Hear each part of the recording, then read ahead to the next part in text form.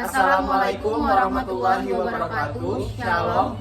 Perkenalkan, nama saya Sylvia Rahmi dengan NIM 2101104 dan rekan saya Catur Sadam Hussein dengan NIM 2101107. Dan saya Prayoga dengan NIM 2101103. Kami dari Teknik Perminyakan B Angkatan 2021. Di sini kami akan membahas topik mengenai pengelolaan limbah B3 yang bertujuan untuk mengetahui peran pemerintah dalam pengelolaan limbah B3 dan metode apa saja yang digunakan dalam pengelolaan limbah B3. Sebelumnya kita harus mengetahui pengertian dari limbah B3. Limbah sendiri memiliki arti sisa proses produksi yang tidak memiliki nilai, dan B3 adalah singkatan dari bahan beracun dan berbahaya. Jadi limbah B3 adalah sisa proses produksi yang tidak memiliki nilai dan mengandung zat yang beracun dan berbahaya yang dapat merusak lingkungan. Berdasarkan sumbernya, limbah dapat dibedakan menjadi 3, yaitu dari sumber tidak spesifik. Limbah ini berasal dari pemeliharaan alat, inhibitor, korosi, pelarut kerak, dan lain-lain. Limbah B3 dari sumber spesifik. Limbah ini berasal dari proses suatu kegiatan industri. Limbah B3 dari sumber. Limbah ini berasal dari hal yang tak terduga, contohnya produk kadaluarsa, sisa kemasan, dan lain-lain.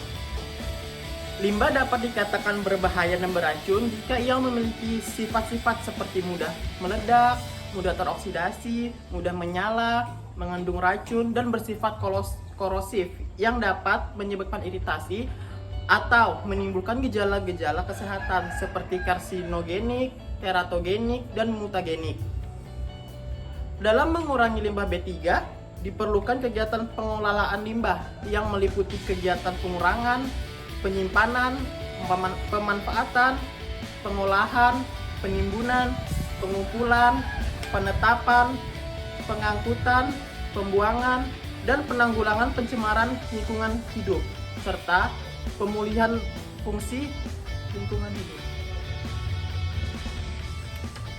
Adanya COVID-19 telah membuat masyarakat yang terjangkit melakukan isolasi mandiri atau perawatan di rumah sakit. Hal ini tentunya berdampak pada peningkatan jumlah limbah infeksius yang dihasilkan. Limbah infeksius termasuk dalam kategori limbah B3 atau bahan berbahaya dan beracun yang dapat membahayakan lingkungan hidup serta makhluk hidup. Dari situasi pandemi inilah kami telah menemukan 2 studi kasus.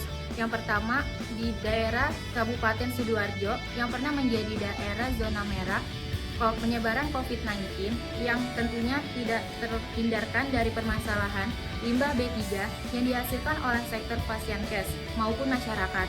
Kemudian yang kedua, pengelolaan limbah medis di Jawa Barat selama era pandemi COVID-19 yang menyarankan setiap pasienkes untuk berkolaborasi dengan PT Jasa Mediverse yang menggunakan insinerator mesin sebagai alat untuk menghancurkan limbah medis yang berbahaya. Pada studi kasus pertama, peran pemerintah daerah di Kabupaten Sidoarjo dalam upaya pengolahan limbah B3.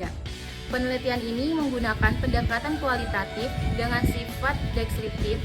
Wujud dari peran pemerintah daerah tersebut dapat berupa selaku pelopor atau pionir, stabilisator, inovator, pelaksana sendiri, dan modernisator. Selanjutnya, pada studi kasus kedua, kebijakan pengolahan limbah B3 pasienkes selama pandemi COVID-19 di Provinsi Jawa Barat pada bulan April sampai dengan bulan September 2020. Penelitian ini menggunakan jenis penelitian normatif, yaitu penelitian yang sumber datanya berasal dari norma-norma hukum yang terdapat dalam Perpu, putusan pengadilan, serta hukum yang berlaku dalam masyarakat. Dalam pengolahan limbah B3, pasienkes Jawa Barat berkolaborasi dengan PT Jasa Mediverse menggunakan metode insinerasi dengan teknologi insinerator. Sekian yang dapat kami sampaikan, kurang dan lebihnya mohon dimaafkan. Wassalamualaikum warahmatullahi wabarakatuh. Shalom.